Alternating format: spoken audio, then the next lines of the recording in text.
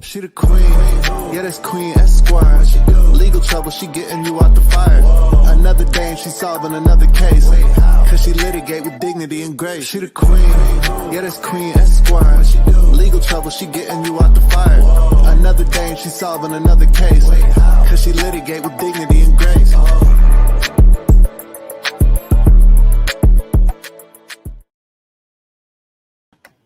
Hello, litigators and opinionators. Court is now in session. Lord, oh Lord, oh Lord, please heal our land. What is going on with our country?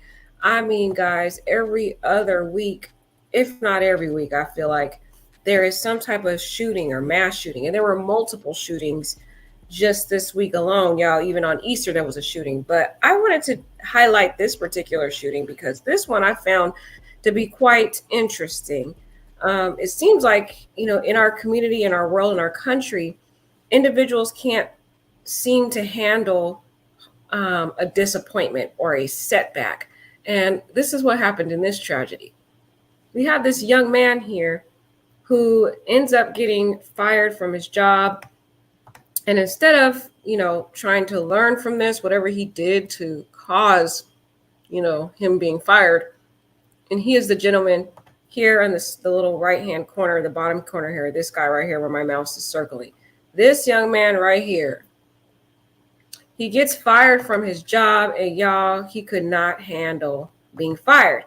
It's like we got to teach our children how to overcome hardship and process hardship properly instead of going out and killing and seeking revenge on your coworkers. And so he was mad because he was fired. He ends up writing a message to his mom and parents, letting them know he is going to do something very drastic, guys. And he goes to his job where he works at a bank and brutally unalives these 4 individuals that you see here on the screen. As tragic as it is, y'all, it's just so heartbreaking. You can see these beautiful souls have lost their life. And one of the individuals happens to be a good friend of the governor himself that's in Kentucky. So the governor was pretty shaken up when he talked about the tragedy. Hopefully we'll be able to play that a little later. So the people that have passed away was Tommy Elliott, 63 years old, Joshua Barrick, 40 years old, and Jim Tuck, 64 years old. And Juliana here, Juliana Farmer, she was 57. And they were fatally shot by Connor Sturgeon here half an hour before the bank had even opened. So he went there with the very purpose of unaliving these poor victims, y'all. Sturgeon bombarded the conference room at an Old National Bank at 8:30 p.m. He wanted to take his life. And so he was like, well, if I'm going to take my life, I'm going to take these people out with me, basically. Okay. Sturgeon's live streamed the shooting on his Instagram too, y'all. I mean, what's going on with the social media in this generation, y'all? They are so stuck and glued on social media. So he wanted the whole world to see what he did. And so he lived it on his Instagram, which has since been taken down. So I wanted to play it, but it's gone. Okay. Which is good. You shouldn't be playing it anyway. You shouldn't be seeing these people die like that. That's just messed up. So these people are all in a conference room, getting ready for their day at work. He goes in there knowing their routine because he works there and goes on his live stream on Instagram, y'all, and brutally starts shooting these people left and right. And there's people that are still in the hospital injured. And apparently updates shows that there's a 5th person that has passed away. He left a note to his parents saying he was going to shoot up the bank too, y'all. It is believed he did this after being fired from the bank. So this is just very sad. And he did this. It's like we don't teach our kids how to process failures. And so they think their whole life is over if they get let go from a job and they seek these type of revenges. And this is the type of young man here in America. He's a privileged individual. So he could have, went on and gone and got another job. Even like this person is saying here, they said he's a white man in corporate America. He would have been all right. He didn't need to unalive those people because he got fired. Right. He really didn't. He really didn't, guys, because he is, he had that type of privilege in this country where, in this country, unfortunately, they tend to favor certain cultures, certain ethnicities over other ethnicities, as y'all already know. Okay. And so he could have easily gotten another job. But again, it's like these individuals are spoiled, they're coddled, they're babied their whole life, and they're not taught how to handle hardships or setbacks. And so they experience these drastic setbacks and they become very panicky, and they think that their only way out is to take their life and to seek revenge and take the life of others. And this has been just very sad because we're seeing so many killings, shootings, mass shootings happening left and right, to the point where I have to select the ones I want to talk about, y'all, because the number is just so insurmountable. Okay. Now, Louisville shooter Sturgeon, 25. He was only 25 years old. The young man hadn't even lived life yet, y'all. He hadn't even lived life. I'm not even sure if he even went to college. He could have just used this as an opportunity to go to college. And he had the backing of his parents. So even if he did lose his job, his parents would have let him stay at their residence until he got back on his feet. So again, it's like, instead of people processing these setbacks in a constructive way, trying to find other avenues to succeed, they're going out and killing people. And it's like, what is going on in our world? Oh Lord, please heal our land, because this country is all messed up. Notice how we don't see these mass shootings in other countries that have more stringent laws, especially regulations as it relates to firearms. Now, like I mentioned, he live streamed the massacre on Instagram after leaving a note to his parents telling them he was going to attack the bank following his firing. Now, he left this note to his parents telling them he was going to do this act. I wonder, what were the parents doing knowing that their son was going to go out and do this? Did they call? I mean, I haven't read the whole article yet. We're about to read this together, y'all, so y'all might have to tell me in the chat. But they should have called the police immediately after being notified, guys, that this was going to happen. That is the frustration I have, because how come they did not call the police and warn them? Like, this could have really been prevented. Seriously. Connor Sturgeon, 25 years old, he stormed, y'all. He came in there angry and irate. We got a lot of these young people there. They have pent up anger and rage. They don't know how to process anger anymore. They don't have constructive ways of processing anger. They just going out and killing people is the proper method, and that their life is completely over if one failure happens. I wonder what kind of upbringing this kid had to make him feel just so take this drastic measure like this. So he stormed in, y'all, into the Old National Bank in Louisville shortly after 8:30 a.m. Monday. This just happened this Monday, y'all. Around half an hour before the branch opened to the public. So he knew his targets. He knew exactly who he wanted to unalive. He had a specific intent to target these people, and he knew every morning before the branch opens, they have these staff meetings. And so I think he particularly unalived the people that he unalived on purpose. It was his intent to take these people out because he thought these were the particular targets. That was the main reason for why he lost his job. And so he wanted them all to suffer and lose their life because he wanted to take his life after this drastic setback. He felt he was wronged by this employer for them letting him go, when he didn't sit down and look at what he had done to lead up to him being let go in the first place. Okay. 4 victims included a friend of the governor, Thomas Elliott, 63, is the friend of the governor, and 3 other bank employees, Joshua Barrick, 40, Juliana Farmer, 45, and James Tutt, 64. Sturgeon carried out the attack with a AR-15 style assault rifle after earlier making a series of Instagram posts. One said, "Let's see if they hear this." It sounded like Sturgeon was angry, y'all. He was extremely livid. This man could not handle the fact that they let this man go. I really want to know what was in that man's employee records, okay? Because something's off with this dude, for real. Because what made him lead him to go that far, you know? And now, sadly, a 5th victim has died because of this. The Louisville gunman who shot dead 5, this says 4, but it's now 5 bank employees, live streamed the massacre and left a note to his parents saying he was going to carry out the attack, y'all. Following his firing, it had been revealed. Now, I want to know, did the parents see this, and when did they see it?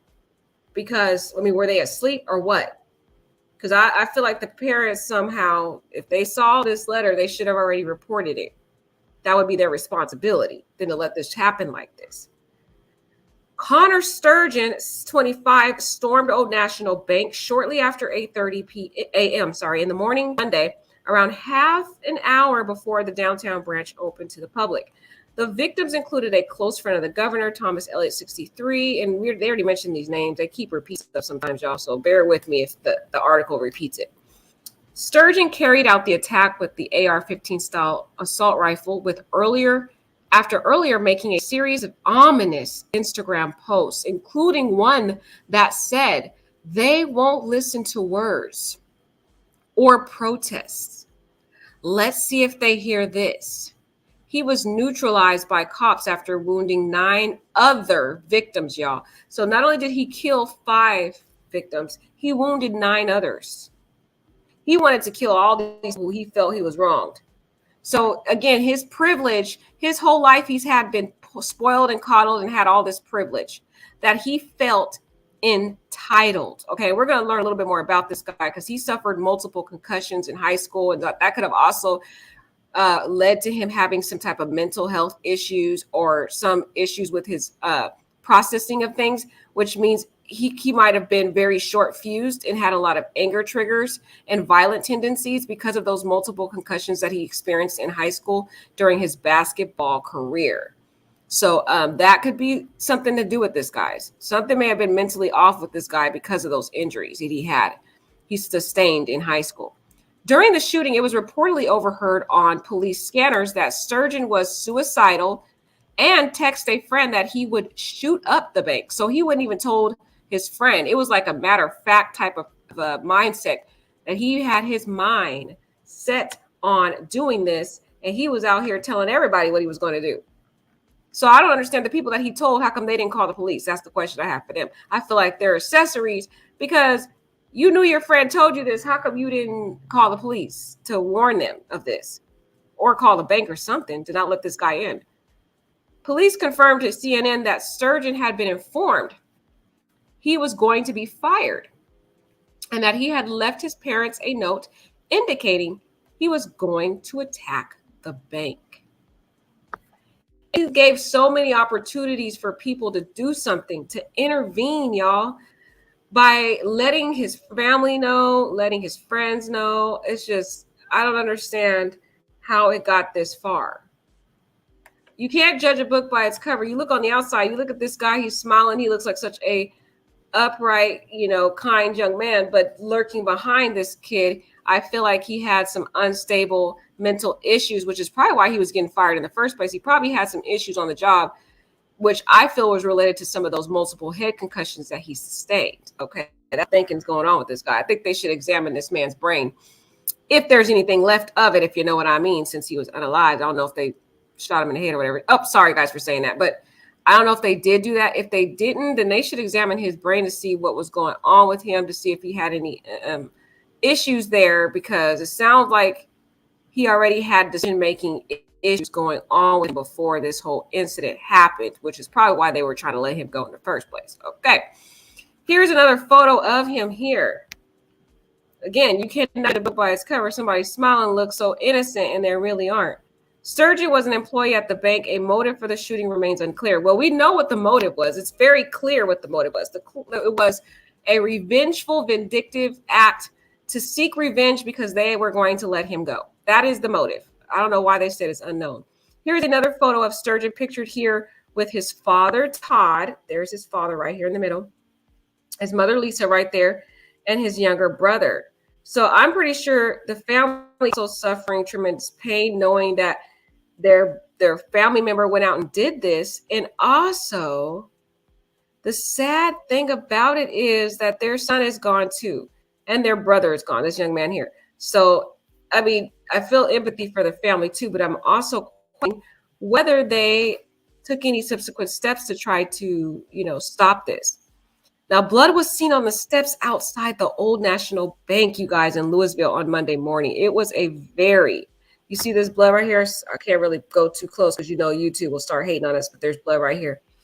Out here y'all. So let's play this real quick. Emergency services respond to the shooting in downtown Louisville. Filing your tax return is different on freetaxusa.com. First off, there are no extra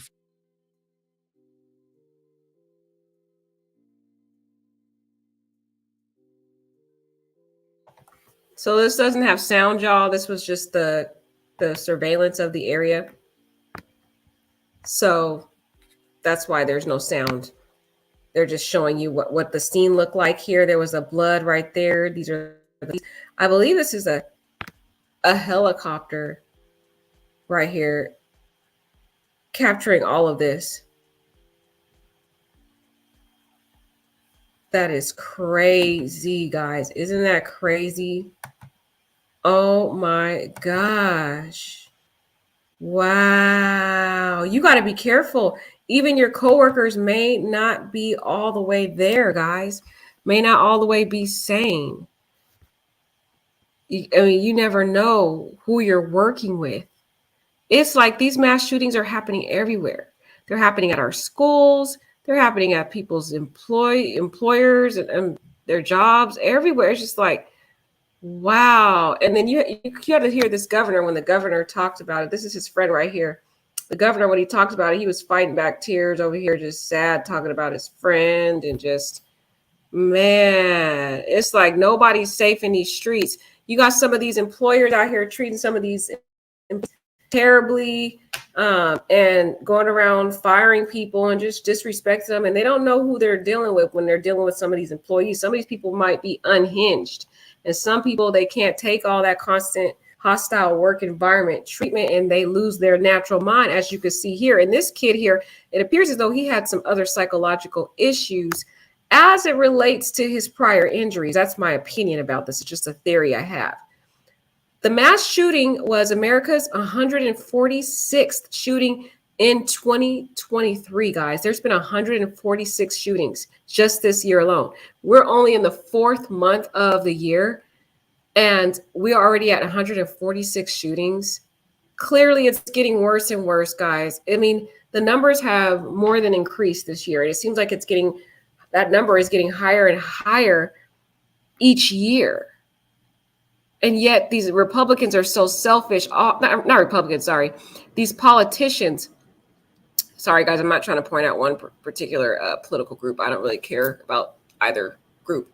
But some of these politicians, they're so focused on their interests, their personal interests, that they don't care about the safety of society.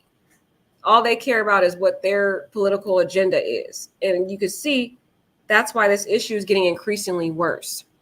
More than the number of days this year. So there's been 146 shootings, and that's more than the number of days in this year alone. That's terrible. So that means there's been multiple shootings in one day or single days. Okay. And came just weeks after the shooting, the school shooting in Nashville, just 3 hours drive from Louisville. You guys heard about the young lady who was the transgender who went out and started shooting at her the private school that she had gone to when she was a kid. It was like, oh my gosh. And then we had an Easter shooting yesterday. Oh my gosh, guys, it's just crazy. Joe Biden later blamed Republicans for failing to crack down on the epidemic of gun violence. Yeah, there they go again with the political battles between the two, you know. And now Republicans the central issue because they are always about gun rights and stuff. But, you know, the Democrats, when they do get control of certain political offices, then they need to do their job, too. They need to start, you know, advocating for it. So I think they're all equally responsible. How many more Americans must die before Republicans in Congress will act to protect our communities? The president said. It's long past time that we require safe storage of firearms. Oh, my gosh. This president, I tell you, this man is so aloof. I don't care how safely store a firearm. That is not going to stop shootings. Like, seriously, does he not understand that there are a lot of people who are illegally obtaining these guns? If you really want to regulate, you need to regulate the amount of guns that are in America. You got to get rid of the number of guns in America. That's really the only way, because people are illegally getting these guns. I don't care how safely you store a gun. if somebody wants to go out and illegally purchase a gun, that's how a lot of people are doing it. So, I mean, come on, President. Come on. Sorry, y'all. Require background checks for all the gun sales. Here he goes again. Eliminate gun manufacturers and liability. What in the world? Okay, now that part, I like that part. Eliminate gun manufacturers immunity from liability. This part I agree with, because we need to hold these people these manufacturers accountable. But again, a lot of people are getting these guns underground, y'all, not from the manufacturers. They're getting it illegally from, private parties, or they're stealing it flat out, just stealing the firearms. We can and must do these things now. Sturgeon had a middle-class upbringing in Floyd's Knob, Indiana. See, he had a middle-class upbringing where at 6 feet 4 inches, and he was tall, he was a basketball star player at Floyd Central High School. You see that? He had a lot of star power in high school. He was a privileged kid. This kid is used to getting everything he wanted. He was spoiled and he was coddled. And when he couldn't get his way, he had a little temper tantrum at work and felt like his temper tantrum was going to result in him killing people. This is a case about a grown man who was spoiled and coddled his entire life and always used to getting everything he wants whenever he whined and pouted about it. And so when he finally had to grow up and be a man and experience a time when he is not going to get what he wants, he reacted in rage. And this was his expression of a temper tantrum, a very deadly adult man temper tantrum. That is what I feel happened. And we're seeing this happen all over the U.S., as sad as it is. His father, Todd, served as a coach and resigned from the school in 2022, stating he wanted to spend more time with his family. Friends today said they would never have expected Sturgeon capable of carrying out such an attack. Oh, la. They always say that, y'all. How many times have we heard friends always say, we would never expect little Johnny to ever shoot anybody? When will we stop with all these expectations, y'all?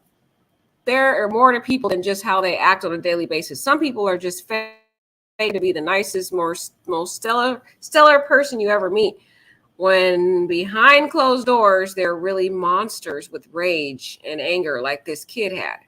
Now, this is where I think some of his issues stem from. It said another suggested that a series of concussions, look at this, guys, that he suffered in his school sporting career may have contributed to his mindset.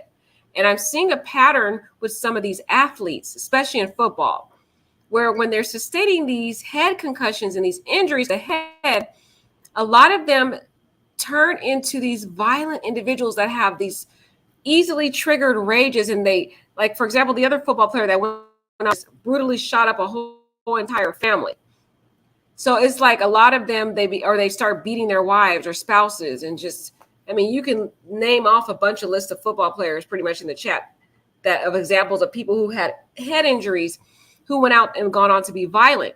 So I think this friend who's suggesting a series of concussions might be onto something, because it sounds like this kid had a very short fuse, and he might have had personality conflicts at his job, which was why they ended up letting him go in the first place. And sadly, we won't know, because the people that could talk about this probably are the ones that were unalived. The 25 hit the University of Alabama before attending the Manderson Graduate School of Business at the same college. Okay, so he has a high degree. He has high degrees, so he has a lot of accolades. So again, this kid is used to winning in life. He has never faced failure. He has constantly had accolade after accolade, achievement after achievement. So this is probably one of the first times he's experienced a time where he has to be rejected. And because he's never experienced this before, and he's used to just constantly receiving all these privileges in his life, this man could lost his mind. He lost his natural mind, y'all. He had been worker for Old National Bank as a syndications associate and portfolio banker since July of last year. So he hasn't even been working here for a year yet. He hasn't been there that long, guys, only for a couple of months, according to his LinkedIn profile. So for them to have to want to fire him less than a year into his job, he obviously was having some serious issues that had built up and led up to this being this ultimate result. A former friend and teammate of Sturgeon's from high school described the gunman as a smart, popular, and star athlete in high school track, football, and basketball. Look at this, guys. Smart, popular, star athlete. He is used to being spoiled and coddled right there. Track, football, and basketball. That's where he had concussions. See, he was conditioned to be spoiled his whole life. When he had this star treatment, they gave him certain higher privileges than they would give the average individual at the school. And so to be conditioned his whole life to experience achievement after achievement after achievement, which we see some of these individuals in the privileged community experience, they can't handle setbacks. They cannot handle failures. They cannot handle rejection. That's why we see a lot of these privileged, accomplished individuals going out killing people. They can't stand rejection. Some of them end up killing women when women reject them. They tend to react violently, especially in this case where this individual had multiple concussions. He had a username called Mr. Concussion. Y'all, let's read that. This is crazy. His username was Mr. Concussion. That's how many concussions he had that he ended up earning the name Mr. Concussion. Can you believe this? He was the 2016 NTSPY winner for Boys Track Athlete of the Year and won the Evansville Regional Crown in the 400 meter during the 2015-16 track season, going on to finish 20th in the state meet. Sturgeon was also named a National Merit Scholar in 2015. I know everyone always says this about shooters, but I truly would never expected it to be him, the unnamed classmate told Daily Beast. Yeah, everybody always says that. Everybody always says that. I believe personally there were signs, but because this kid was so popular and so coddled and so highly revered, a lot of people disregarded a lot of the red flags that were right in front of their face, as sadly as it is. Now, he noted that Sturgeon always wore a helmet during basketball games. That is quite odd, guys. He always wore helmets. I have never seen an athlete in basketball wearing a helmet. That should have already told you a red flag that he had sustained so many concussions to the head that he had to wear a helmet to protect his head, basically. So he always wore a helmet during basketball games because he had suffered so many concussions. Wow, guys. Wow. So he suffered an unusually high amount of concussions during his career, guys. That is alarming. That is alarming. I think that is exactly where a lot of this pent up rage, easily triggered instability in the mind and decision-making processing has come from, guys. This guy was suffering mental health issues, serious, dire ones. And as sad as it is, when they sustain these kind of brain injuries, a lot of times it's not visible in the brain until after the person dies, when they can actually open up the brain and dissect it and look into those intricate areas to find where the permanent damage occurred. And that's why they really couldn't treat this guy, even if they knew he had some issues. He was untreatable, as sad as it is. They need to figure out a way to treat these individuals who are going through these very sad, horrific injuries to the head. An Instagram account that was apparently liked to Sturgeon was under the username Mr. Concussion. So even he himself knew that he had sustained so many injuries that he named himself Mr. Concussion on Instagram. That's crazy. Can you believe that? He named himself Mr. Concussion. Wow. Wow. Wow. Wow, guys. Yeah, like Cookie says, CTE is the head trauma they get in the NFL, right? And you know what? They might even get that same type of injury in basketball, Cookie, because this man had so many head injuries in basketball. I have not heard of basketball players getting so many head injuries, guys. Have you guys heard of that? I haven't. That's weird. I've heard of football, but never basketball. So here are victims here pictured here. This is sad. This is Thomas Elliott, 63. He is the friend. This guy is pretty popular here, Thomas Elliott.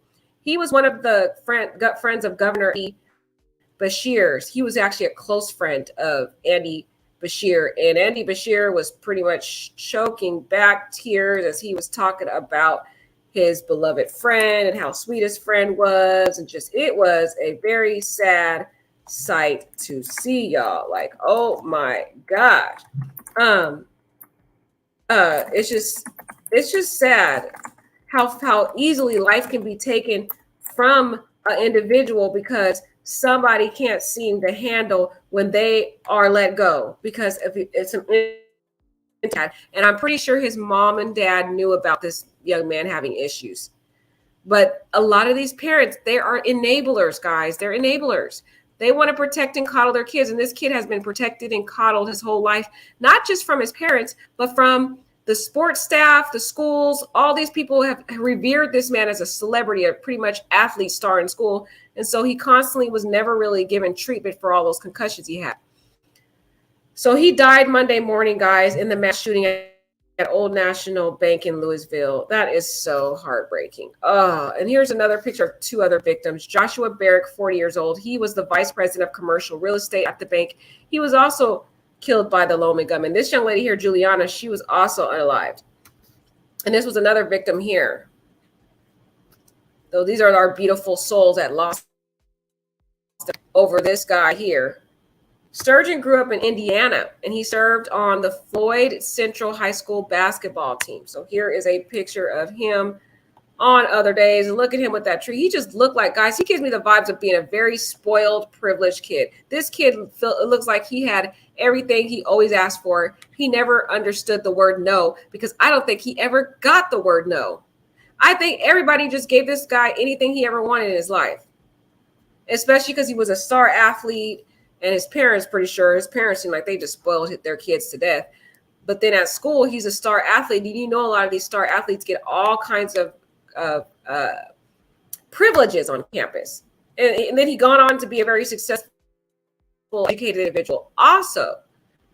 So look at this with all the awards and stuff. This is the pattern. This is the mindset I get from this kid. Also with the instability in the brain, probably did with CTE, which is very interesting for him to be a basketball player, guys, and get CTE. That's interesting. He was known to be a star athlete at the Floyd Central High School in Indiana, left, and had been working full-time at Old National Bank right at a work event since last summer. So this is him getting an award for his sports and basketball. And then this is him recently working at Old National Bank, and he was at like a event. He was at a work event here in this picture. So again, this kid right here is used to being constantly coddled. Oh, Cookie says, yes, ma'am, soccer. I haven't heard it in basketball either. Okay, yeah, so soccer too. They get it in soccer, guys? Wow. So thank you for educating me, guys, that they're getting it in other sports other than football. I thought it was just football, but wow, these other sports are dangerous too. Alarming, guys, very alarming. And then those other sports, they don't get to wear helmets either. So that's probably even worse of a concussion. So here's another picture of days. The star athlete, notice that word there, star athlete, will really tell you that this kid was privileged and coddled and spoiled his whole life. He was also named a National Merit Scholar in 2015. He is pictured here with an unidentified girl. See, like I said, he was named a star athlete. He got all these awards. He gets all these accolades. He gets all the pretty girls. This guy is used to being spoiled. Spoiled. He gets everything he wants. And I think probably this job was the first time he was welcomed to adulthood to realize that he's not always going to get everything he wants. And when there's issues with him, they're going to take action. This is another photo of him when he was working at the Old National Bank here. He was at another event. I wonder if he was dating this girl because he's a little bit too cuddled up with her at the job. I don't know. Maybe he had some issues with some women at the job. I don't know. Sturgeon is pictured with an unidentified woman at an event for the bank where he worked. So again, here's a picture of him with a woman at one of his job events at the Old National Bank here. Again, they smile. It looks so deceptive, right? It looks like he's a good all-around guy. There was something else lurking in him, some rage. He might have experienced hostile experiences at work too, because some of these jobs, they be, they're not the best how they treat their employees sometimes. That can build up and cause tension as well. Old National Bank, 5 were killed in the shooting. This happened in downtown Louisville. Here's a map here of where it happened. It's that little red mark here. It's got the whole little map here, where different things were, locations were. But it pretty much happened kind of near or in downtown Louisville there. I like these maps, guys, because they really kind of create a picture for us to know where these tragedies happened, to get a picture. But yeah, they said the shooting took place at an Old National Bank in downtown Louisville shortly after 8:30 a.m. Now let's look at this video. This is the video of the governor speaking about this, where he was all choked up about his beautiful friend that lost his life, unfortunately.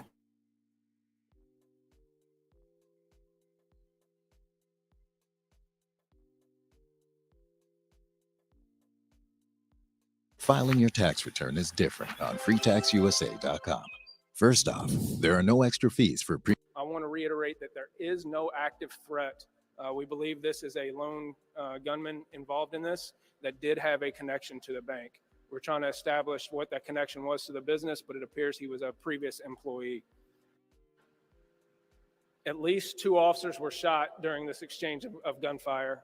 One is currently in surgery at University of Louisville Hospital. At least 4 more victims were confirmed to be deceased inside the location, as well as 8 that are now currently being treated at the University Hospital. 2 are critical, one of those being the officer. This is awful. I have a very close friend that didn't make it today. And I have another close friend who didn't either, and one who's at the hospital that I hope is going to make it through. So when we talk about praying, I hope people will. For those that we are hoping can make it through the surgeries that they're going through, and then we've got to do what we have done these last 3 years after everything. We've got to wrap our arms around these families. And to everybody who needs it, don't be afraid to get some help. I want people to know that while today is a horrific act, I do believe that this is a safe community, with officers doing their very best each and every day, and that's what we saw here. Yes, I know that there are steps that the police department is taking to do things better after a recent report, but we certainly saw, I think, the very best from them today, and I want to thank them and all our other law enforcement officers for responding and doing their best to try to save some of my friends and many others. Thank you all.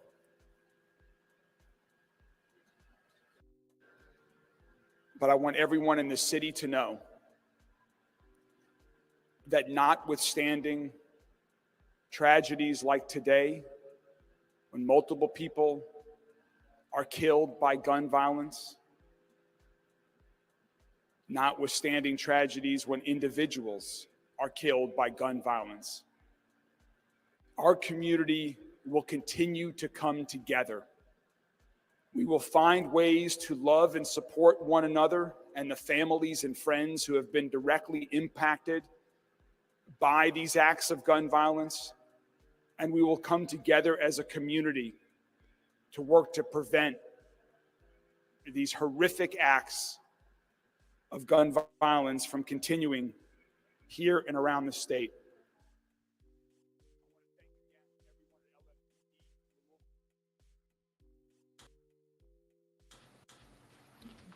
The incident began at 7:57 a.m. when a 15-year-old student armed with a hand. Okay, guys, that's another shooting. You see how many shootings there are? They went right to the next shooting. I mean, I really appreciate what the governor said. It was sad. I mean, you heard from the other law enforcement, but that governor, man, that governor's statement really captivated my heart. I could see that he's in a lot of pain. And it appears as though the individual that passed away, Thomas, who was his friend, it looks like the governor had multiple friends that were attacked and shot. So it's not just his friend Thomas who died, but it looks like he had multiple friends at that bank that were also shot and who are undergoing surgery. So that is pretty sad. Now, one thing I can say about the governor, though, I just respectfully disagree with him that he said he thinks it's safe over there. Clearly, it's not safe based upon the shooting that happened with this man. Now, even though this man is unalive now, I think this is a clear indicator that they need to take more safety precautions in that area and in all areas, to make sure that these areas are safe. They need to be on guard at all times.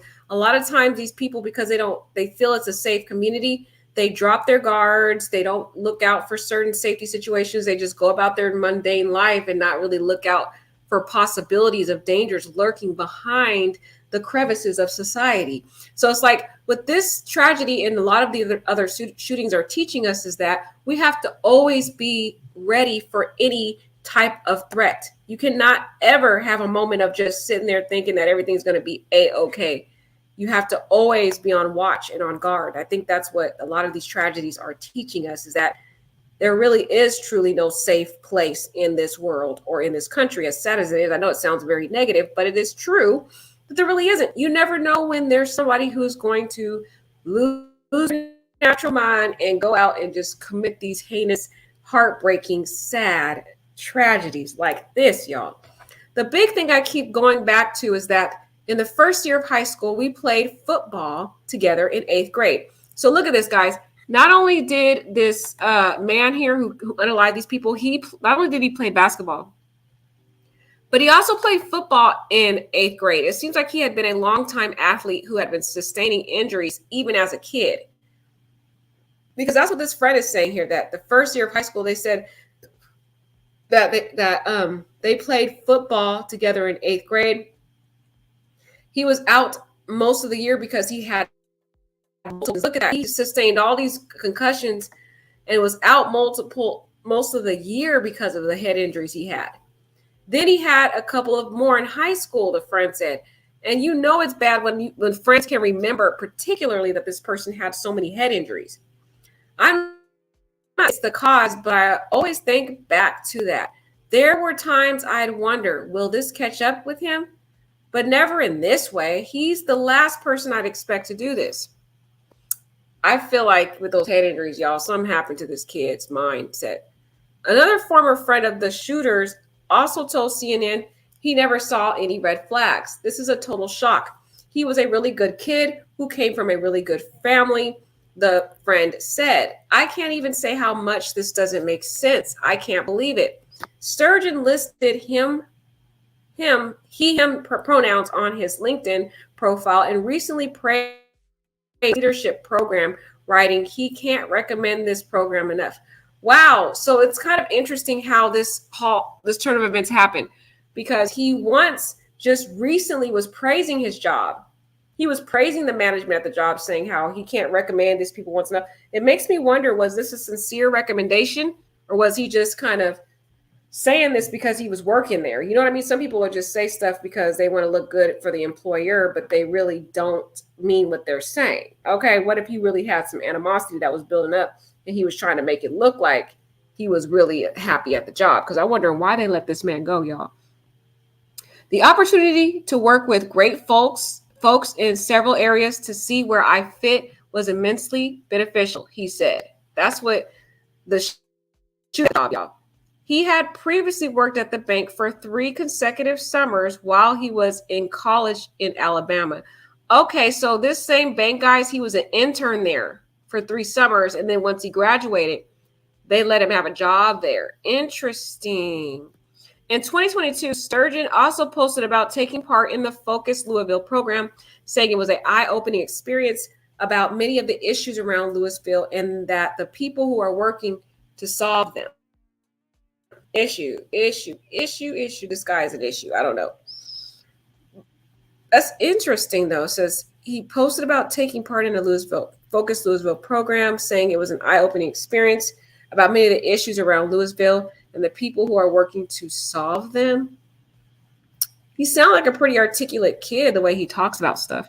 One of the biggest takeaways was the people who are working to have a positive impact at places like Junior Achievement, Goodwill, JCTC. He wrote, I'm grateful for the opportunity and for meeting so many great people as both speakers and classmates. See, the way he speaks very optimistic and very reflective of the positive to programs like he's mentioning right here. But you got to ask yourself, what made this guy flip out? gunman earned his master's in finance from the University of Alabama, which the university later confirmed and hosted his basketball podcast. Wow, so he had a basketball podcast too? A 2018 college essay posted to the website Core Hero by a user identified as University of Alabama student Connor Sturgeon, that's the gunman, how says the author had trouble fitting in at school. Oh, here we go again. There's a similar characteristic, guys, of shooters. They always have issues fitting in with school, or they have these personality issues. And a lot of these, he would never do that. He would never. But here's a red flag right here. The first red flag is the multiple head injuries he had, where he was out most of the school year. The second red flag is he had trouble fitting in at school, right here. So clearly, the guys that he already have been having some personality issues. Now, if he had issues fitting in at school, how much more he had issues fitting in with his coworkers at that job at the bank? They gave this guy a long time to fix it too, because they worked there all the way back in July. A lot of months they gave this guy to whatever issues they saw at that job, because I'm saying, y'all, that's a long time. They could have been let him go. He said, my self-esteem has long been a problem for me. Wow. So the gunman had self-esteem issues, he wrote. As a late bloomer in middle and high school, I struggled to a certain extent to fit in. And this has given me somewhat negative self-esteem image that persists today. Wow. So even though the gunman was the stellar athlete, he still had issues fitting in at school. And I think it stemmed from the whole life of him having all these head injuries, y'all. I think it really impacted his personality and his interpersonal skills. And I think that's what started to lead to him having issues with fitting in, and also affecting his self-esteem, because now that he's being rejected by his peers, it took a huge dip in his self-esteem and his image. And so he ran around trying to talk as this articulate man here, as you can see him talking about, things on his post that we just read. Carrying the image of articulation, intelligence, and all these things of positive imagery. But in reality, y'all, I think he was struggling with self-esteem issues and personality flaws. Making friends have never been especially easy for him, y'all. So I have experience in operating alone. So he's a loner. Another red flag. Another red flag, y'all. This kid could make friends for anything. Because notice how he had friends in high school before all the head injuries. All of a sudden, as some head injuries started catching up with them, he started having fit-in issues, and now he's a loner. How do you think it affected his ability to work on that job, y'all? Because I don't think there was any form of improvement after he graduated, got the master's and everything. He probably was a loner at the job too. Probably had issues communicating with the different employees. Not only that, but the customers probably were complaining about this man. The author went on to say that in college, he had begun to mature socially and oh no, what just happened, y'all? What just happened? Sorry, y'all, that just cut out. Let me try to see if I can get that to work again. Sorry about that, my beautiful subscribers. Let's get back to the tragic article. I'm having some internet issues, so I don't know why the internet just decides to mess up out of nowhere a lot of times. Where are we in this tragedy here? Okay. Okay, we're right here, around here. So they said that the author went on to say that, he's the one that wrote this. The gunman said that in college, he began to mature socially, and he said he was beginning to see improvement in this area, meaning his interpersonal communications with other people, and that he hoped to be more self-aware and start becoming a better person. Why do these characteristics seem to always be similar? You know who he sounds a lot like, guys? He's starting to sound a little bit like Brian Koberger. Remember Brian Koberger had issues with getting along with people, being around people. He was more of a loner. And he couldn't seem to get a girlfriend. Well, this guy, he's similar. He's a loner. He operates alone. He's talking about becoming a better person. So what were you before? A disturbing person that had issues? I mean, what was it? Sturgeon had no previous criminal history. A lot of them don't. And his mother, Lisa, and younger brother were said to have approached police at the scene outside the bank to confirm his identity. But, okay, I understand that. But how come they didn't approach the police when they got this letter from their son telling them he was going to hurt people at the bank? That's what I want to know. Did they know about this before it happened? Because I'm going to have some issues with the parents if they did know. They're going to wait till after the fact to call the police. Seriously? Residents of the Louisville are pictured consoling each other outside the Old National Bank. Look, you can see this lady with her mouth wide open, like in complete total shock. Like, are you kidding me? Like, does this really happen? I don't really hear, guys, let me know in the chat I don't hear too many shootings that happen in Louisville, like in Kentucky, like that. So this is crazy. These shootings are happening all over the United States. It's disturbing. The shooting in Florida, the shooting in Tennessee, the shooting in Kentucky, the shooting in Virginia. It's like happening in spurts all over the U.S. The shooting in Texas, it's like it's everywhere. The shooting in California. Oh, wow, Shelly. Hi, Shelly. I missed you, my love. Wow, Shelly's back, guys. Woohoo. Shelly says the police officer was shot in his head. He just graduated the academy March 31st. This is horrific. Oh, no, I didn't know that officer was shot in the head. No. Is he going to live, Shelly? I heard the officers were in the hospital. I pray he lives. That's so sad, man. We got officers being shot, too. This man was just crazy.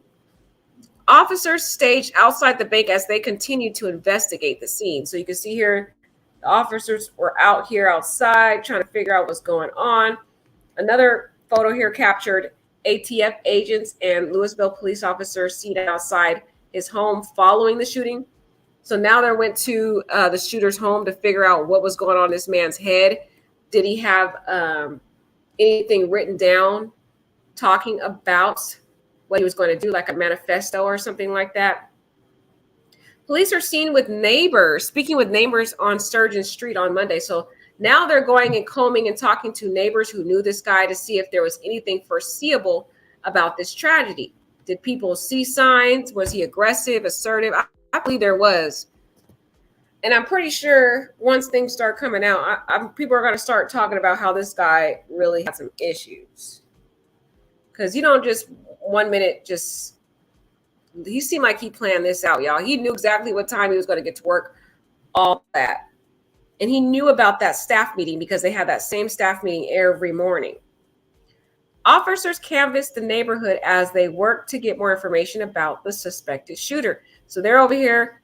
They're in where he lives. He lives in this area, y'all. You can see right here, there's somebody going in this house right here, trying to investigate what was really going on in the psyche of this kid's mind to find out. And he's 25 years old, but I still think he's somewhat of a kid. He's still very young, in my opinion. A lot of these parents treat these adults, young 20-year-olds, as kids as it is, y'all. Sturgeon's childhood home in Floyd Knobs, Indiana is pictured here. So this was the gunman's childhood home.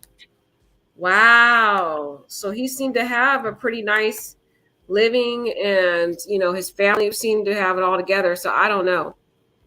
Now let's hear from this individual. This person is going to clarify, some of the details about him being a former employee there and so forth. Filing your tax return is different on freetaxusa.com. First off, there are no extra fees. I want to reiterate that there is no active threat. We believe that. Take the stress out of tax filing. Try Free Tax USA. Our software is simple to use, no matter how. Take the stress out of tax filing. Try Free Tax USA. Our software is simple to use, no matter how. I want to reiterate that there is no active threat. We believe this is a lone gunman involved in this that did have a connection to the bank. We're trying to establish what that connection was to the business, but it appears he was a previous employee. At least 2 officers were shot during this exchange of gunfire. One is currently in surgery at University of Louisville Hospital. At least 4 more victims were confirmed to be deceased inside the location.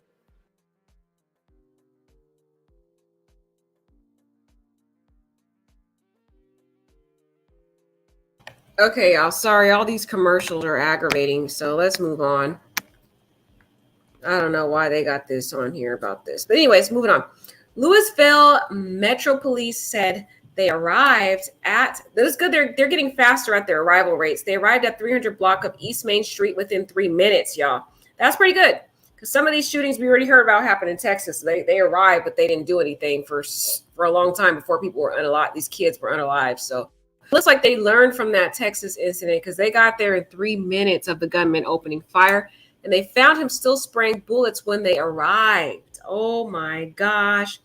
Videos of the shooting posted online showed officers at the scene running out into the street during rush hour traffic on Monday and warning drivers to get out of the car because there is an active shooter. Wow, that had to have been terrifying. I actually heard a video, guys, of the shooting, and it sounded very alarming and scary. I would not want to be in that area. You could hear the bullets and the shootings going on in the background. It was pretty disturbing, y'all. Very disturbing and very horrific and very sad. So let's see here. Videos of the shooting posted online showed officers at the scene running out into the street, and they're warning drivers. At least 3 gunshots could be heard in that footage, and that's the one I heard. Officers were later spotted outside Sturgeon's $200,000 2-bedroom home. Wow, only $200,000? Wow. That was a very affordable home, y'all. 2-bedroom home in the city's Camp Taylor neighborhood. There was yellow crime scene tape, and officers appeared to be conducting an investigation. Witnesses have said that the alleged shooter was carrying a long assault rifle when he fired multiple shots near the conference room at the bank. So he targeted those people. Those were his intentional targets. Witnesses have said that the alleged shooter was carrying a long assault rifle. He just started firing, an unnamed employee told WHAS. I didn't see his face. We were in the conference room. Whoever was next to me got shot. Their blood is on me, he added. Oh my gosh. Imagine you being in a conference room and an employee next to you gets shot and their blood gets sprinkled and sprayed on you. That is so traumatic, y'all. This is sad. I feel sorry for these people. 2 people are pictured embracing outside the Old National Bank in Louisville. So here is, I guess, some people who work for the bank or knew people of the bank, probably family members of the bank who had to see this and be traumatized about this tragedy. So very, very sad, y'all. Authorities say there is no ongoing threat to the public, but are urging people to avoid the area as the investigation continues. So you can see officers here coming to the scene. Police were deployed to the scene of the mass shooting in downtown Louisville on Monday morning. So look at how many officers were deployed here. This is the governor here. That looks like the governor, if I'm not mistaken. It looks like it is. Let's hear from this officer. Hopefully, guys, we don't get another issue with that like we have with the other video.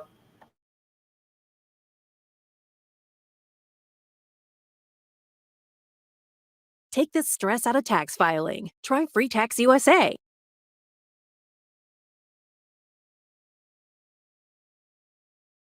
Metro Safe received a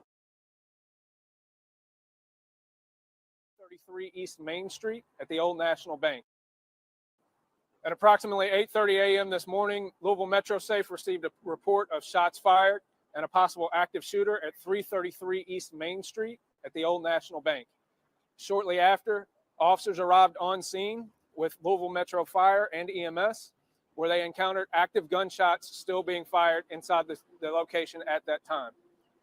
The shooter was confirmed to be dead on the scene, We do not know exactly the circumstances of his death at this time.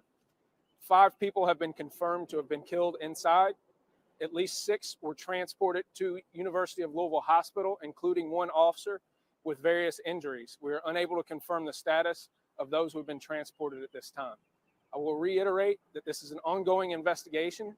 This information is preliminary, and it will be updated shortly. We ask that the public remain away from the scene. It will be an ongoing scene that will take a long time to investigate, but there is no active danger known to the public at this time. These officers went there unknowing the firepower the suspect had. And again, they thought it was a random search warrant. But when they arrived, gunfire started. Several officers were hit. I want to thank Florence Police Department. Those guys were they were minutes away and assisted us as well.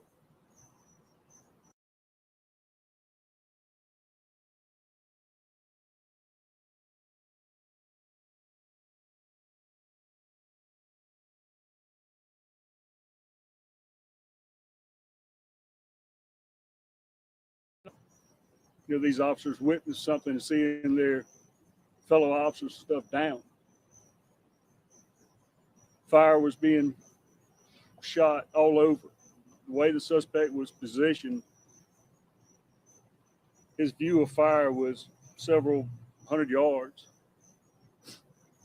So he had an advantage. And the officers couldn't get to the ones that's down. But thanks to, our MRAP, Armored Personnel Carrier, we made sure that all the officers that were shot were protected and brought for medical attention. They were responding to the scene of an incident where they knew that their brothers from the sheriff's office, their brothers and sisters from the sheriff's office were in need,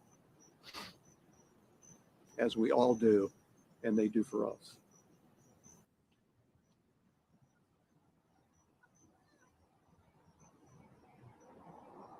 Active and developing situation. Family members are still being notified of, their loved ones' conditions. These officers are my family. We will take care of them, and we will take care of their loved ones. But I want you to please pray for these officers and their speedy recovery. Pray for the family who lost the bravest police officer that I have ever known.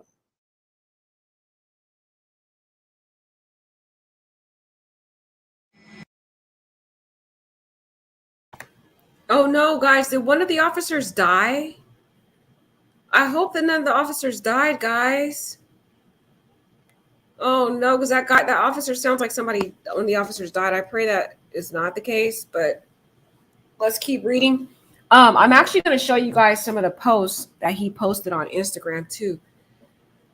Matter of fact, maybe I should do that now and before we get into the rest of the article. There are actual posts that he put online that were already red flags and disturbing posts. See here, this is what he put. His username used to be CSTURG41. That was his username.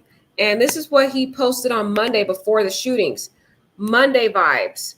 I could burn this whole place down. That's what he said on this morning, before he went out and shot his coworkers. He put this on his Instagram. I could burn this whole place down. That is very disturbing, y'all. Then he said this. He posted this. He said, I know what I have to do, but I don't know if I have the strength to do it. You see this? This is basically him saying he thought he really had to go out and kill these people. So he had already intentionally did this, guys, that he was planning this, that he wanted to go out and unalive these people, but he was trying to work up the guts to do it. And that's what this post is showing right here, saying, I know what I have to do, but I don't know if I have the strength to do it.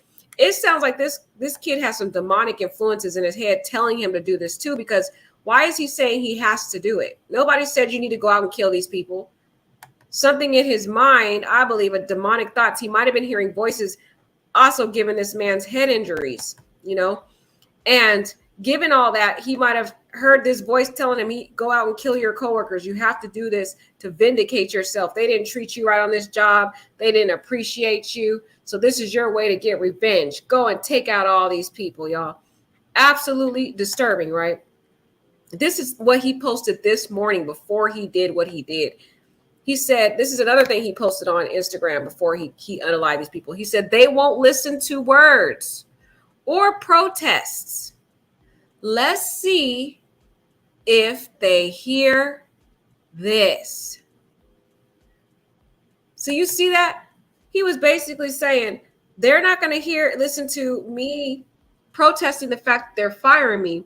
So let's see if they hear these gunshot sounds when I start shooting them up. Then they'll listen to me. That's basically what he was saying. Hi, Laura. Hi, beautiful. Welcome to the chat, my love. Cookie says, I wonder what kind of treatment he received since he was Mr. Concussion. Exactly, Cookie. What kind of treatment? I don't think he received any type of treatment for those head injuries. It's very disturbing because you can tell he had so many head injuries that he had to wear a helmet to basketball practice. I have not ever heard of a basketball player having to wear a helmet due to so much concussions. I mean, he had some serious amounts of concussions. But look at this, guys. The thing that's disturbing about his Instagram is how he was literally posting these posts that evidences that he already mentally planned this in his head that he was going to do this. And I feel like there was some voice in there telling him to do it. That's crazy. Updates on the bank shooting. The shooter is dead. 5 people were killed. 6, including an officer, were taken to the hospital with various injuries. So he shot a total of 11 people, y'all. 11 people. And 5 of them died. Wow. Wow. And now they have a lot of age discrepancies. The Daily Mail seems to suggest that Connor was 25, but the Shade Room is saying he's a 23-year-old employee. So, guys, I don't know what this kid's exact age is because these different news outlets don't seem to know.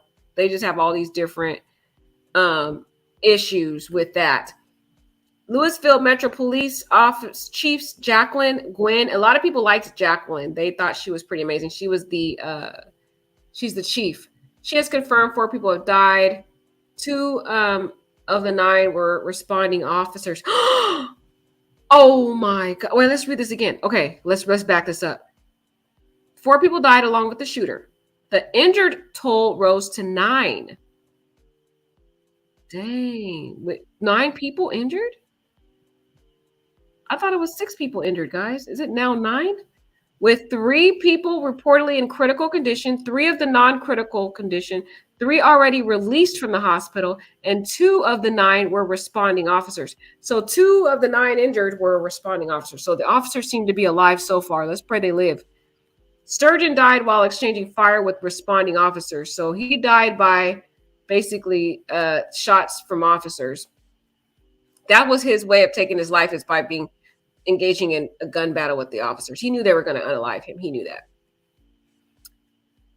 Look at this person's comment here. They said, American can't fix this because they will have to admit that the people their laws were made to protect are the people who are causing the most harm. Exactly. It's sad because they won't correct this behavior that's prominent with white males, even when they unalive their own. My help. I don't know if it's exactly a ethnic issue. So I'm not going to agree with what this guy's saying, this person's saying.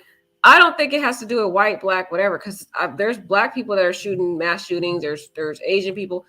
There was Asian people that did a mass shooting in California. So I really don't think it's an ethnic thing.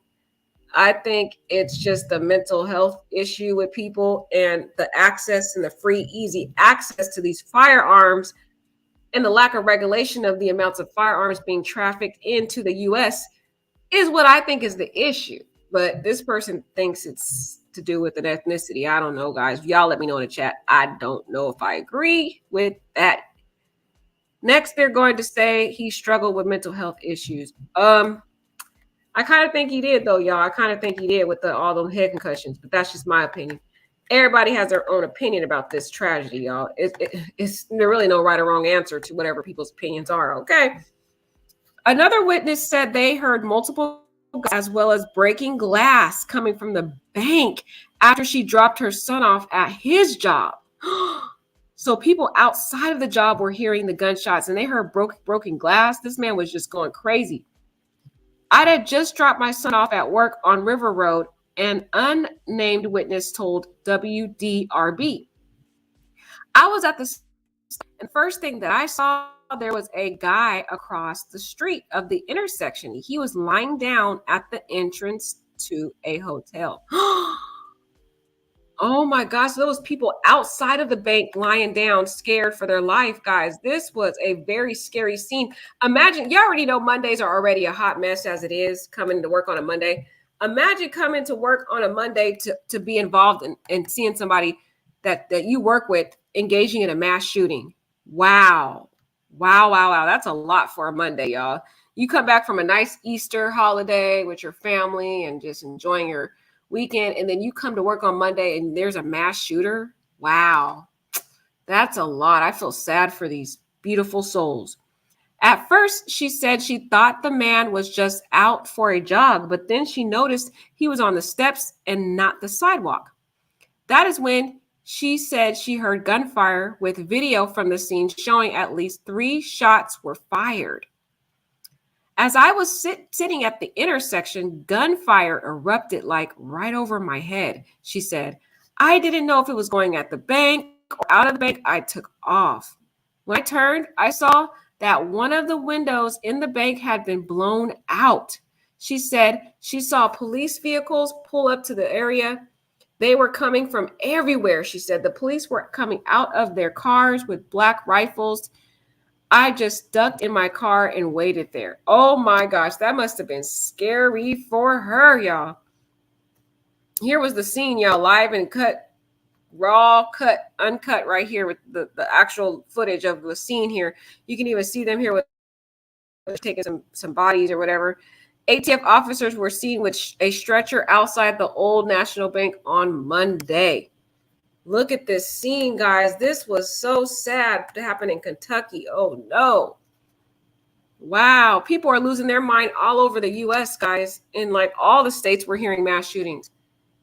Everywhere. Ambulances and police cars were seen outside of the Louisville Slugger Field following the shooting. So this was, as you can see, look at all these police cars, guys. There was tons of police cars all piled up. Here, all over here. There was a lot of police cars. There was a big old Louisville big truck here. I guess that's probably where they were putting the bodies. I don't know, y'all. That is crazy. I wouldn't want to be there. Not with this happening right now. Let's take a look at this video and see what they had to say here.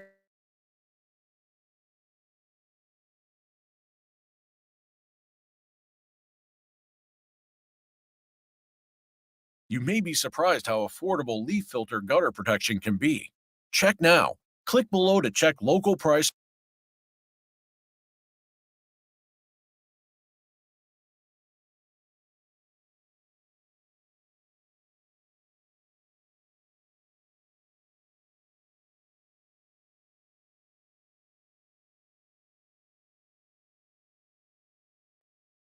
I don't know if this is just frozen or what. It's not going.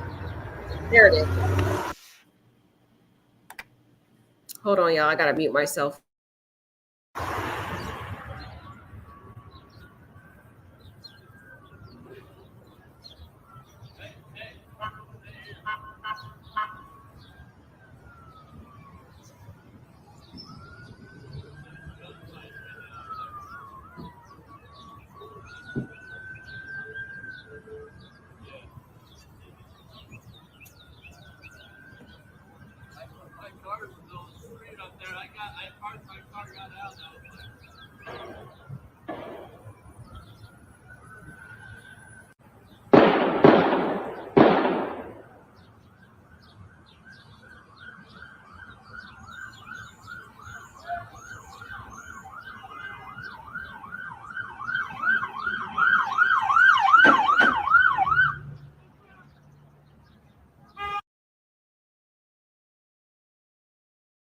Wow, did you guys hear that? That video that I just played? That was a live video of the actual shooting, and you could hear the gun that he was shooting going off in the background. If you listened very closely, you could hear the gun fire going off. That was him actually shooting. It sounded like a war zone. That's scary. Let's play that one more time, just so if you guys missed the shooting.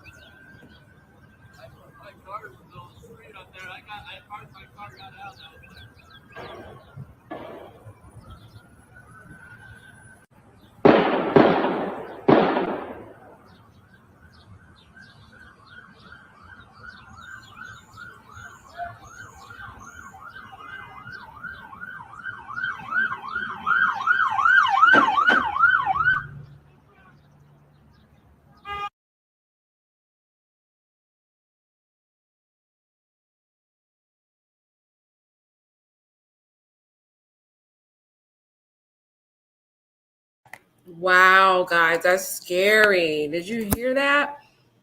Oh my gosh. Wow. So at least a dozen police cars, 3 ambulances responded to the area in the aftermath, according to the witnesses on social media. Pictures were being seen being rolled onto some ambulances as blood and glass were seen scattered around the ground. The FBI and alcohol, tobacco, and firearms officers are also on the scene as an investigation continues. In the meantime, Biden is urging Congress to pass gun control measures. Once again, our nation mourns after a senseless act of gun violence. Jill and I pray for the lives lost and impacted by today's shootings, he said in a statement.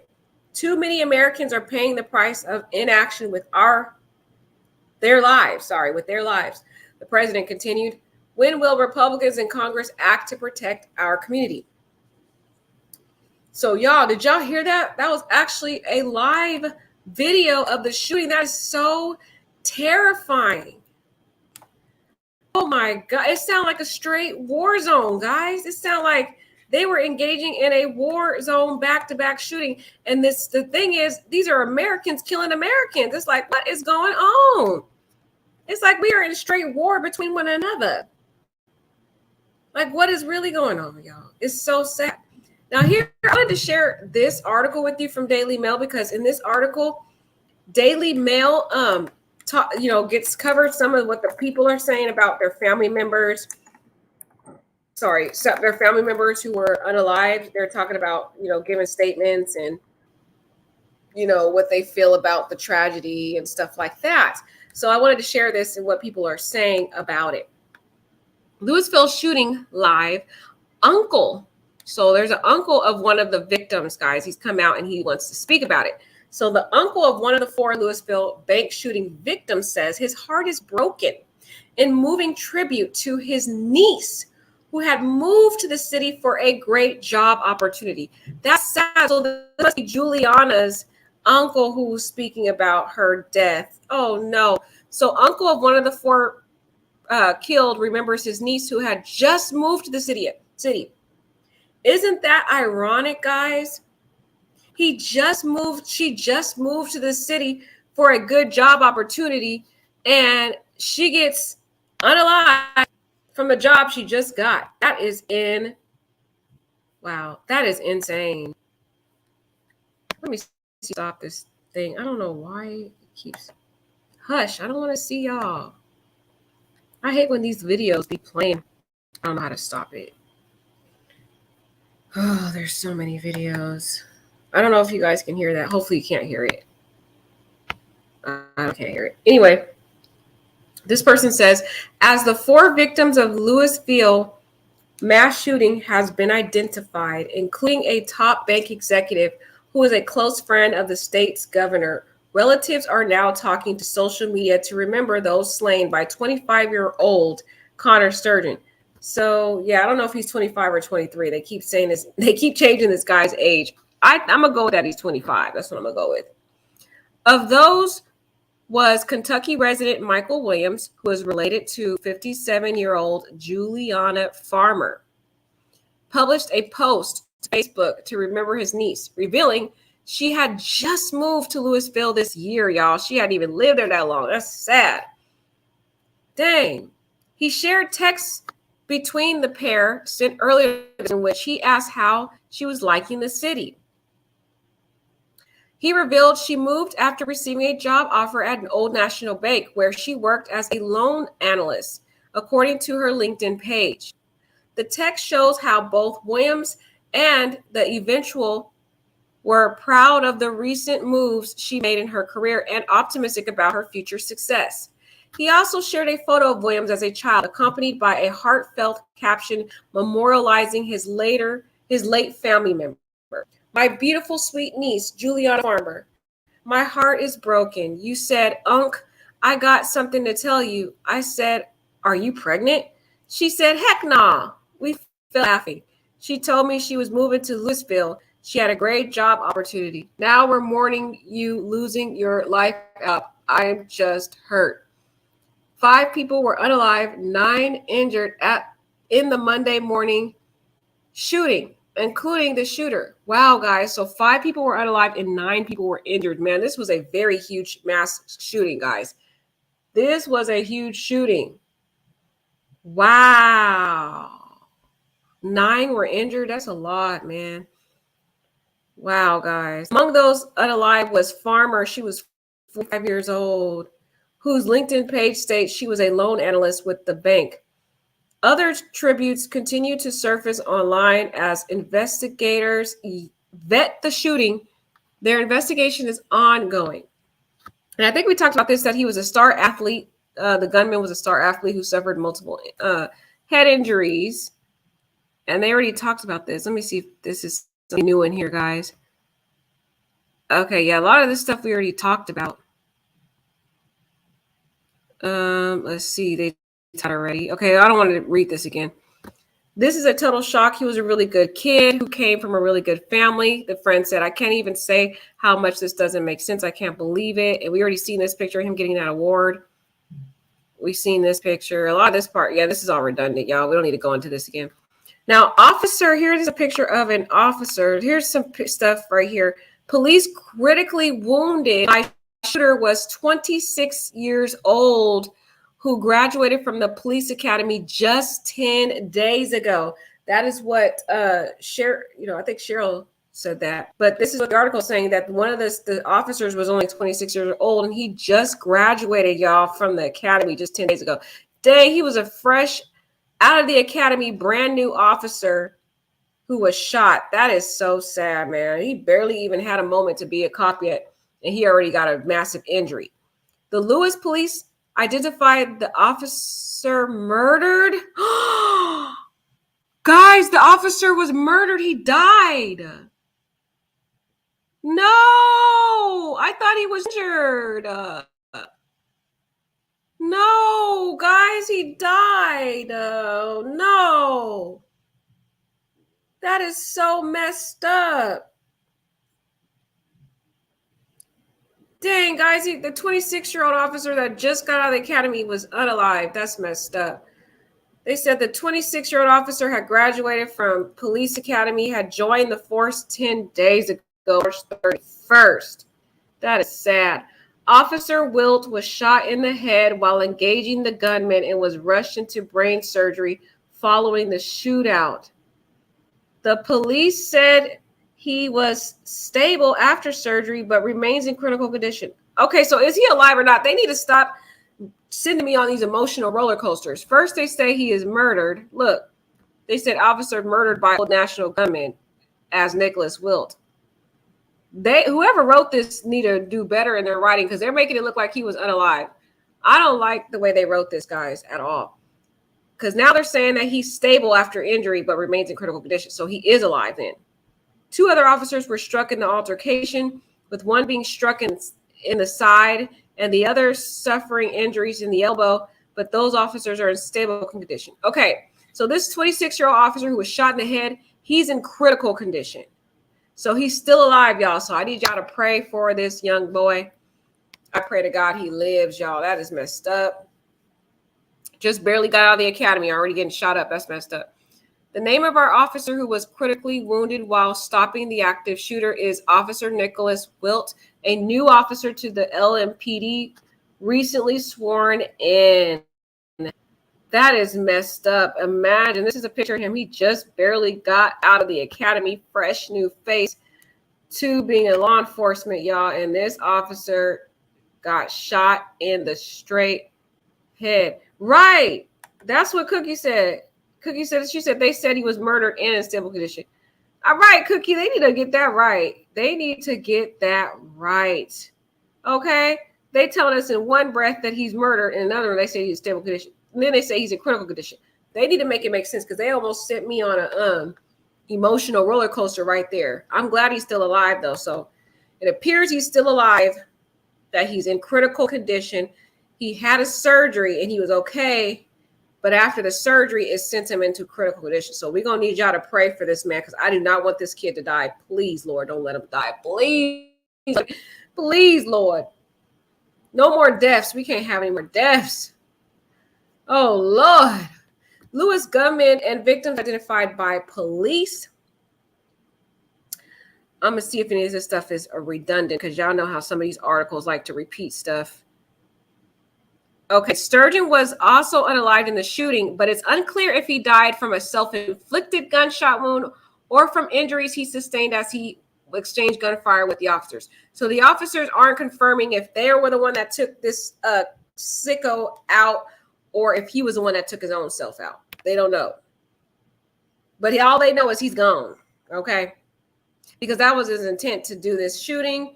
And then he wanted to be able to just take himself out afterwards. It's like, I don't understand these people, guys. What's going on with our society? Oh, Lord, please help our country. Please.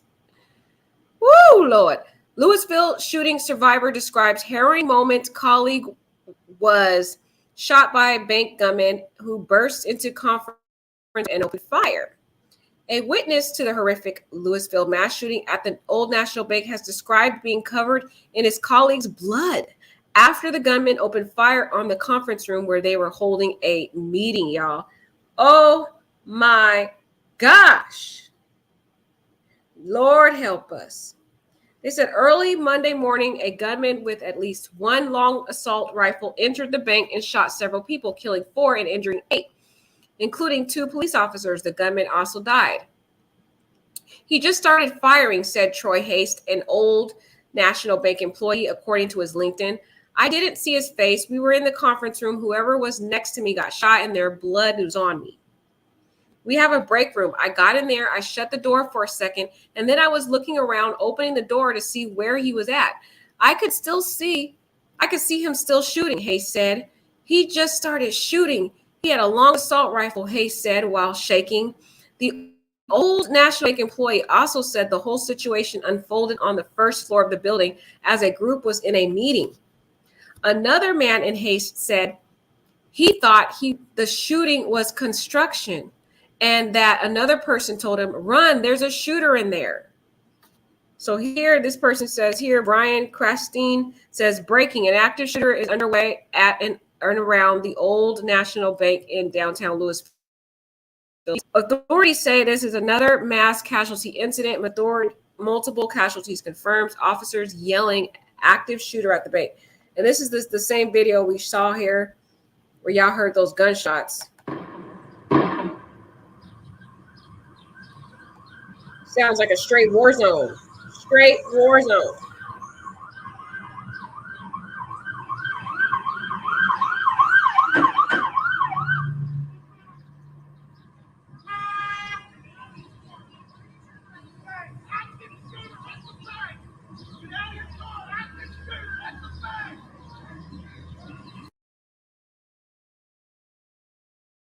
Wow, that was a different take on that same video because you could hear the cops saying active shooter. Did you hear that? That was like, this was a different version of that video we saw before, because you actually could see the live action of the officer saying active shooter. I want to play that one more time, just in case you missed it.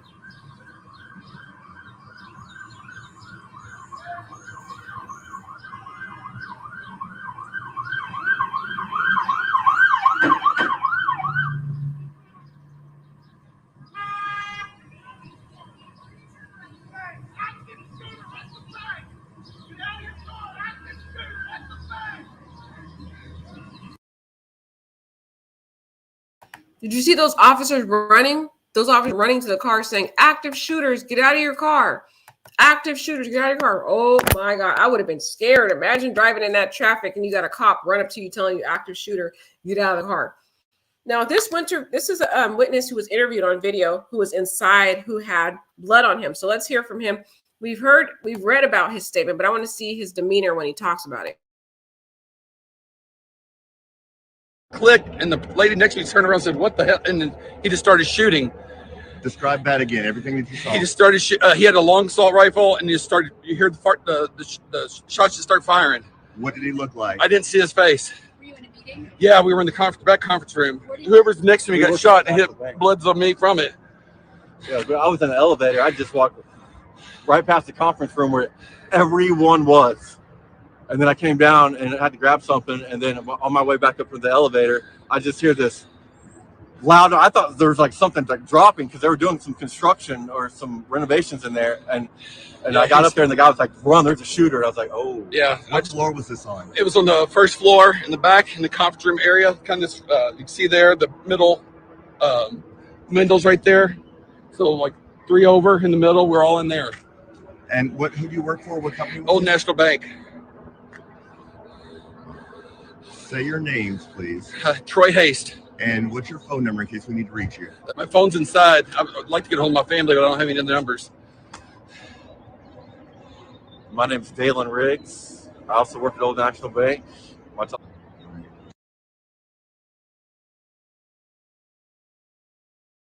Dang, that was sad watching that, guys. Seeing how traumatized that Troy Haste was. Poor Troy Haste. I just want to go out there and give him a nice hug. That is sad. Look how scared and traumatized he was. And this also should teach you a lesson, because some of these employees didn't take it seriously. You can hear one of the comments of the employees saying, "Oh, I thought it was just a drill or, construction." If you hear some loud pounding and banging that sounds like a gun, firearm, you need to treat it as if it's a shooting, and you need to just get to the ground or hide or do whatever you need to do. I don't care. I would rather be embarrassed if I mistakenly thought it was gunshots to hit the ground or hide or whatever, than to just minimize it and end up losing my life. Okay. So I think that's another lesson you can learn, is if you hear some type of gunshots, I would treat it as gunshots and get the heck out of Dodge. Start hiding, do whatever you got to do to protect yourself. Take it seriously when you hear this, because these active shootings are not getting any less. They seem to be getting worse. So the survivor of the shooting shows a fleck of blood from a colleague who was shot next to him. Look, that little, you can't see it, but on his, this little small speck right there is right here where I'm circling my mouse, is the blood, the little blood splatter from his coworker on his shirt. That is pretty sad. I know it's a little bit of blood, but that has got to be very, very traumatic for him, guys. Really sad. Oh my God. Now let's hear from some of our politicians here. Kamala Harris, she calls on leaders with courage to stand up in the wake of the Louisville shooting. Vice President Kamala Harris called on lawmakers to push for change in Louisville mass shooting that left 5 dead and 9 wounded. Harris tweeted a statement on the vice president's official account calling for a balance between preserving the right to bear arms while also protecting the lives of Americans from gun violence. We grieve for those lost and pray for those wounded in Louisville, the 146th mass shooting in our nation this year, she wrote. We need leaders with the courage to act. We can't fall for a false choice between upholding the Second Amendment and saving lives. We can do both. And here, that's what she put here on her Instagram here. They need to do something, but this gun regulation thing ain't it. They got to figure out some other way because, like I said, these people who are not law-abiding citizens as it is, guys, they are going to find ways to obtain firearms illegally. So then what do we do about the people who are law-abiding citizens who want to have guns to protect themselves? So they got to figure out something, y'all. I don't know really what it is. Y'all let me know in the chat what you think they can do.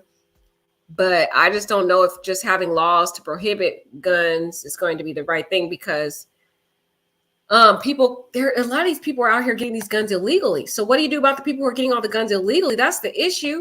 So we got to figure out how to reduce the supply or the easy access to the guns for the people who are getting it illegally, because there's people getting the guns illegally. Is what I'm seeing. Now look at these. This is a map, guide of the 10 deadliest mass shootings in 2023. Look at all these deadliest shootings that have happened just this year alone. 7 dead in Half Moon Bay in California. That was a shooting. 6 dead in Goshen, California. Wow, California has a lot of shooting. 12 dead in Monterey Park in California. Dang, 12 died, and I didn't even know that. That's huge. 12 died, y'all. That was this year. 3 shootings in California. Now, 8 dead in Cinder City, Utah. I didn't even hear about that shooting in Utah. Did y'all hear about this shooting in Utah? 6 dead in Cold Waters, Mississippi. 7 dead in Nashville, Tennessee. We heard about that shooting. 4 dead in Louisville, Kentucky. That just happened. Now it's 5 dead. 5 dead in High Point, North Carolina. Oh my gosh. 5 dead in Sumter, South Carolina. 5 dead in Hialeah, Florida. Oh my God. Look at all those shootings that happened this year alone. That's a lot on that map, y'all. Wow. Wow. Look at this, guys. This map is absolutely disturbing. Absolutely. Now, they said the wounded cops remain in critical condition. So I don't think any cops have died yet, but y'all let me know. We already identified the ones that were deceased, and they were all intended to be employees of the bank. So as it stands, it looks like they're in critical condition. One of the 2 officers wounded in the mass shooting at the Old National Bank in Louisville, Kentucky, remains in critical condition, according to the University of Louisiana Hospital. Wow, so they sent him to the Louisiana hospital. Oh my gosh. How'd they get him to Louisiana? From Kentucky. Did they fly him over there? At a press conference Monday morning, authorities said the officer had gone into surgery after being wounded in the shootout. The officers were 2 of the 9 wounded in the shooting. 5 people, including the shooter, died. So you can see here, 2 of the 9 in critical condition are officers. So the officers, as it stands, are still alive. So that's a good thing, is that none of the officers have died so far. Let's pray that stays, let's pray they live, okay? I pray everybody live, but I just feel sad when we have these officers who are trying to be heroes out here trying to save people, and they end up dying in the whole situation too. That's sad. So I hope they live. Anyway, President Biden has condemned the senseless gun violence. And here we already knew what he talked about. I need to hear that again. Health officials report 9 wounded from shooting, including 2 officers. Authorities have confirmed 9 people were wounded in the shooting. This person, Ryan Bass, says, correction. Police say the gunman, who's believed to be an ex-employee of the bank, killed 4 people. He's killed 5 people, y'all. He killed 5. I don't know. Oh, he killed 4 people, but he was one of the 5. Sorry. He killed himself. I don't know if he killed himself. He was neutralized on the scene. Others are being treated at the hospital, including a police officer who is in surgery. Okay, terrifying footage shows cops charge into gunfire as shots ring out across. And that's crazy, guys, because this was all being recorded on his Instagram live, y'all. People, whoever was on his live, were seeing this. Video was taken by a bystander outside the Old National Bank Monday morning, which showed heavily armed police officers there. Sirens blared and rush hour traffic came to a stance. That's when they were going in and telling them to get out of their car. Police respond to mass casualties. This is the same video we saw before, or what this is. Yeah, it is. I don't know why they keep giving us the same video.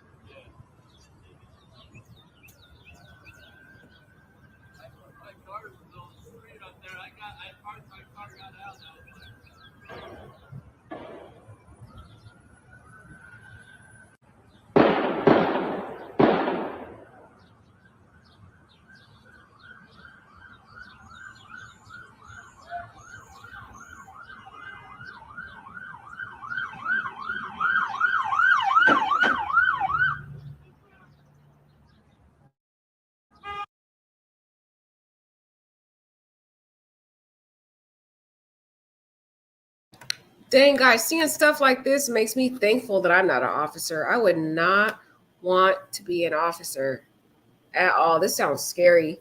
Imagine having to run into an active shooter scene and not knowing if you're going to get unalived by trying to, run into the area. But look at this, guys. Bank employees were caught sheltering into bathroom as police engaged shooter. Wow. So now they're talking about their experience. Employees of the Old National Bank said they were in the bank office when a colleague said they seen the shooter enter the building carrying guns. They called more employees to the office and locked the doors, and then they called police and hunkered down in a men's room. Wow. But before the police got there, we started hearing shooting. Employee Tammy Madigan told the Daily Beast. The bathrooms on our floor The bathrooms on our floor have key code entry, so it was probably the safest place we could think of to hide. So the six of us went into the men's room, turned off all the sound on our phones, tried to be as quiet as we could. She said gunfire continued as they hid and called, hearing people yelling, blue down, indicating an officer had been wounded. Wow, that is so heartbreaking. Oh my God, a blue down. Oh no, that is very sad to be in a bathroom hearing blue down, knowing that cops are being killed. Dang, or being not killed, but being shot. Finally, Madigan said they heard police calling for anybody hiding to come out. But we didn't know if it was really the police or the shooter trying to get us to come out, Madigan said. Police finally were able to coax Madigan and her colleagues out when they took an elevator down from the office to bank. The doors opened up on the shooter's dead body. Whoa.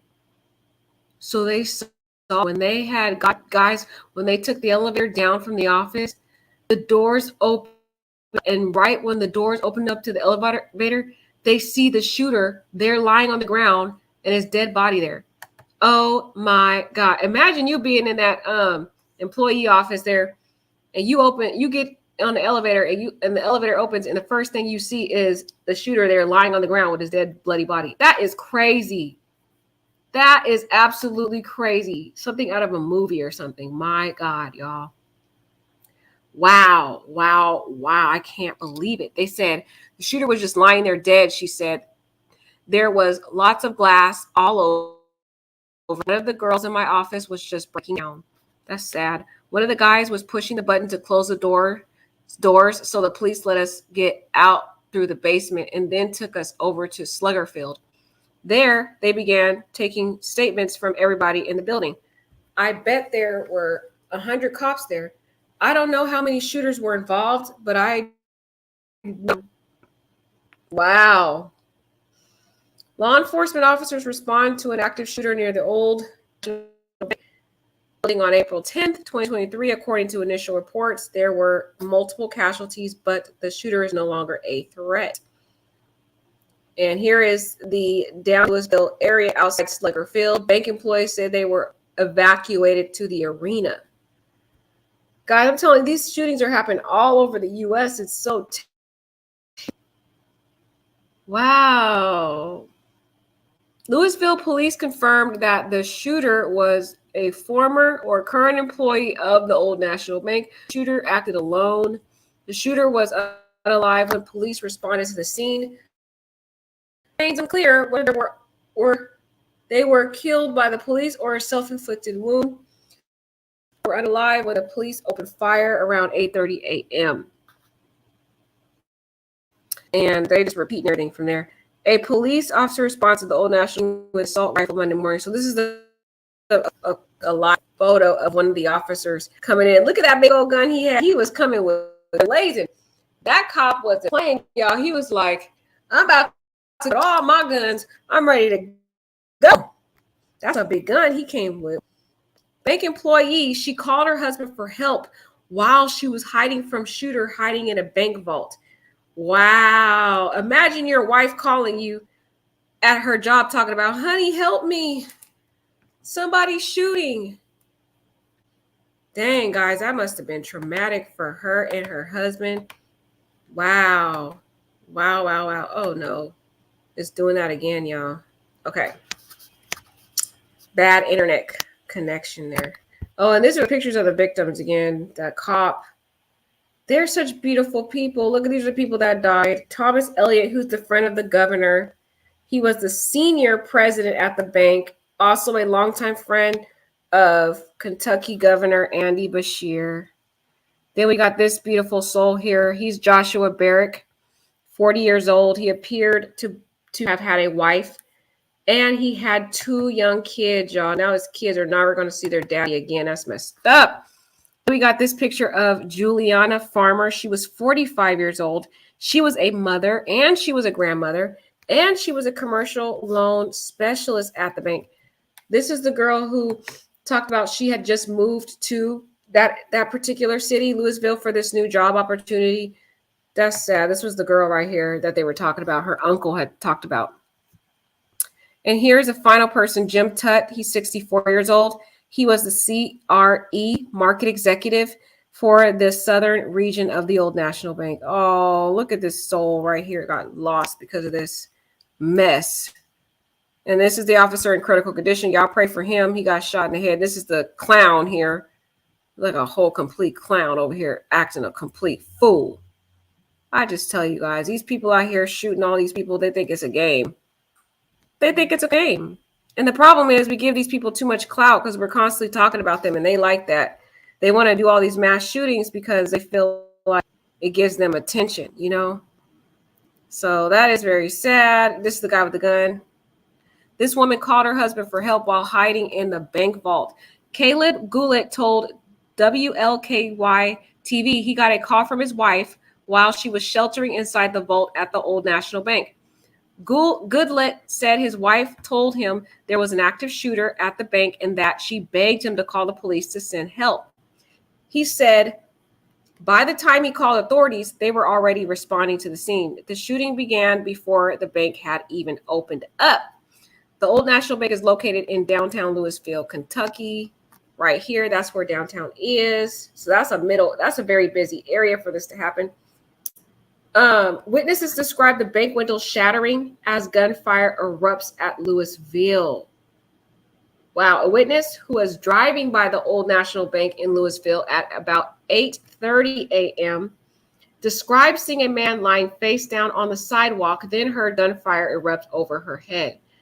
I had just dropped, she already talked, we already heard her statement. I thought that was going to be a different witness, but it's not. 5 victims are dead as the shooting suspect has been neutralized. One of the 6 victims was a police officer. We already know that. And now FBI has responded to the shooting scene in Louisville. So we got the FBI involved. They have responded to the scene. That's good. Hopefully they can neutralize and do something. Well, the situation's already under control because this guy isn't here anymore. So, I mean, the FBI, I don't know what the FBI could do at this point. But I guess at least they're here. It is what it is. This is so sad. Let's hope that the rest of these victims pull through, y'all. We don't want to see any more deaths from this very horrific tragedy. What is going on with our country? Lord, please heal our land. We need you. But I want to hear you guys to hear from this chief here. A lot of people liked her and how she responded, so I want to hear from her. We get to hear a little bit what she had to say. Recordings just got better.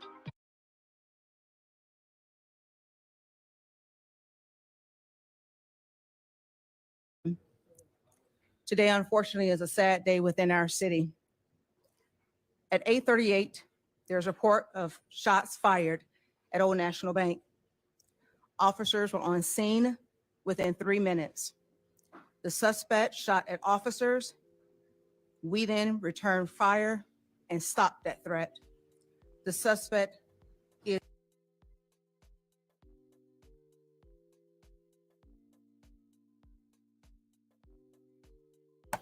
Okay, I don't know what happened. This thing just froze. What in the world? years of age, and Juliana Farmer, 57. We have a total of 9 victims who were treated and are being treated at University of Louisville Hospital. 3 which are in critical condition, including our officer. 3 who are listed in non-critical condition, and 3 who have been treated and released. The 2 officers who were struck in exchange of gunfire, one of the officers, he was grazed to the left side, and the other officer suffered minor injuries to the elbow.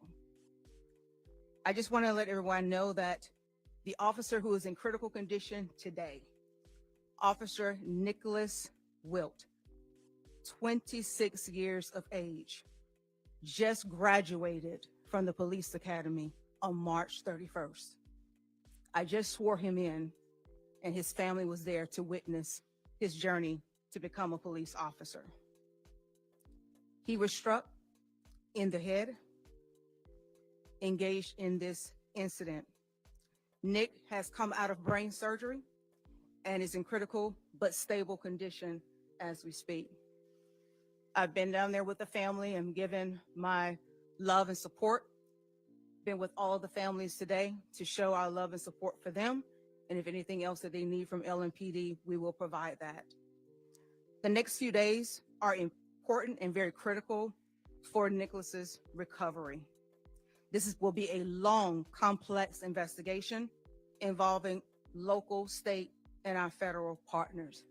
I'll be remiss if I did not acknowledge our federal partners who have just been outstanding, our local partners, ATF, FBI, I thank you. Our local partners, University of Louisville Police, EMS, Emergency Management Services, thank you. Thank you for everything. And for my LMPD officers who took it upon themselves to not wait to assess everything, but just went in to stop the threat so that more lives would not be lost. Thank you. Thank you for showing up, even when sometimes you are just felt like you're not appreciated. But I asked my officers when I addressed them today, if we don't do it, who will? And so they're very committed, and their resiliency showed today, and their professionalism showed today. I want to thank the governor. I want to thank the mayor who has been with us every step of the way through this trying and critical time. But I want to encourage the public, if you have any additional information, please call 574-LMPD and assist us. This should not continue to happen. Evil should not try to prevail and take over our city, and we let it happen. So I'm encouraging everybody that we unite and that we continue to do the good work, and LMPD will continue to keep this community and this city safe.